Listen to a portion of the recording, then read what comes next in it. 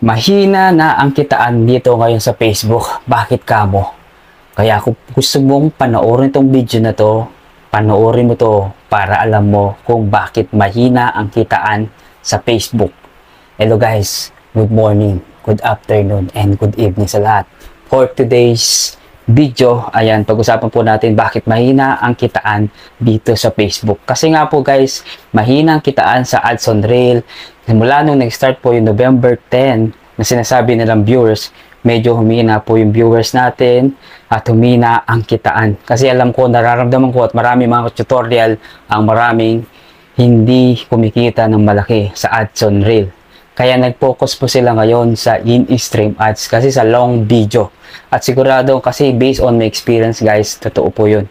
At alam ko at alam din ng mga tutorial na kung sino man yung nanonood nito at mga content creator at alam nila at nare-relate sila. Kasi totoo po yun guys.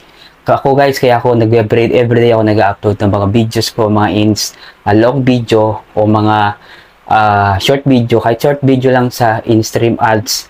Especially sa page, kasi pwede sa page. Pero sa profile, hindi pwede yung short video na mga 20 seconds, wala silang sasahurin doon. Exclusive lang yan sa ads on reel. Pero sa page po kasi guys, pwede ka mag-upload ng mga 16 seconds. Pero gagamitin mo to yung Creator Studio. Tested ko yan guys. At kumita ako dyan ng ayaw na sabihin guys, pero mas maganda na magtuklas kayo. At alam ng mga content creator at sa mga malalaking content creator, mga tutorial, alam nila ang kitaan dito kapag sa page nag-upload sila ng mga short video, especially from 16 seconds pataas, malaking kita yan. Depende na lang kapag nag-viral ng malaki. Totoo po yun guys, tested ko na yan. At ngayon, nagpo-focus ako sa in-stream ads kasi po malaking kita dito kahit papaano kapag nag-viral, malaki ang chance na makakuha ng malaking revenue sa in-stream ads. Kaya ako nag-upload ako everyday. Target ko 5. Kaya ng target ko 5 video sa isang araw at kailangan ko mag-upload na 5 video. Kasi ang target ko guys everyday, possible mga $10, $5. Depende na lang kapag malaki yung viral, maraming nanonood sa mga videos ko. Siguradong marami akong revenue. Okay?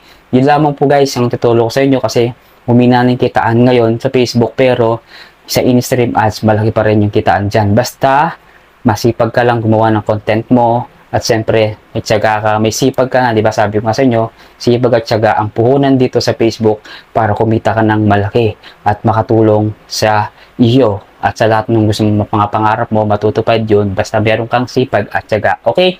Ito po muli si Edward Lacsin ng Kapugi ng Tarlac City. At sigurado, meron kang natutunan dito sa video na to. Okay? Thank you and God bless. Ito muli si Edward Lacsin na Kapugi ng Tarlac City. God bless.